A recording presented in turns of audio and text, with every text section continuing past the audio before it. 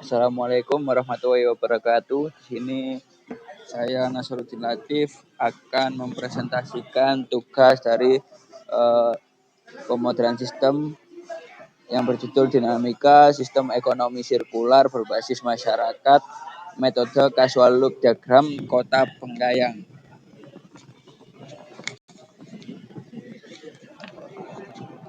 Yang pertama, pendahuluan. Kota Bengkayang merupakan daerah yang berdekatan dengan perbatasan Indonesia-Malaysia.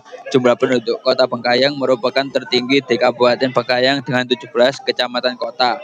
Dengan tingginya angka populasi tersebut meningkat pula tingkat konsumsi dan produksi masyarakat yang disebabkan karena peningkatan pendapatan daerah secara agregat. Hal ini disebabkan karena Kota Bengkayang merupakan pusat perekonomian Kabupaten Bengkayang. Pada saat ini, tata kelola sampah di Kota Bengkayang belum dilakukan secara optimal. Sampah di TPA dibiarkan begitu saja, tidak terdapat pegawai pemerintah yang mengurus TPA.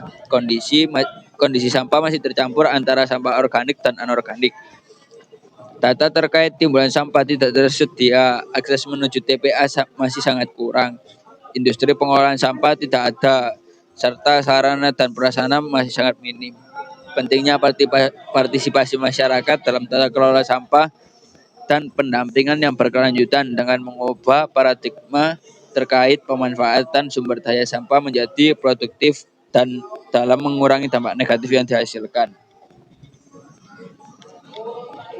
Bahan dan metode penelitian ini menggunakan metode kualitatif dinamika sistem dengan alat yang dipergunakan untuk menjelaskan menggunakan casual loop diagram.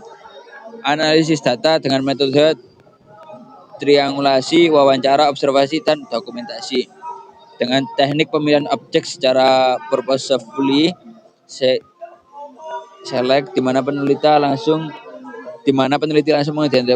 mengidentifikasi sumber informasi individu atau kelompok secara terencana dan sengaja. Pembahasan dalam mengimplementasikan ekonomi sirkular diperlukan proses yang cukup panjang. Penyusunan sebuah kebijakan terkait hal ini perlu dikaji dan diidentifikasi permasalahan apa yang terjadi dalam dinamika masyarakat secara holistik dan pentingnya keterlibatan masyarakat dalam menyusun kebijakan tersebut. Dalam pembahasan ini akan dijelaskan permasalahan yang terkait dan model kebijakan yang ditawarkan. Permasalahan yang pertama, setiap desa terdiri dari beberapa dusun, tidak tersedia TPS yang memadai, tidak terdapat tempat sampah baik tempat sampah organik dan sampah anorganik. Kurangnya petugas kebersihan yang bertugas untuk mengakses ke desa atau dusun. Masyarakat membuang secara mandiri ke TPS yang terdiri dari 4 TPS di seluruh Kota Bengkayang dengan jumlah penduduk yang cukup tinggi, yaitu sebesar 34.000 jiwa 723.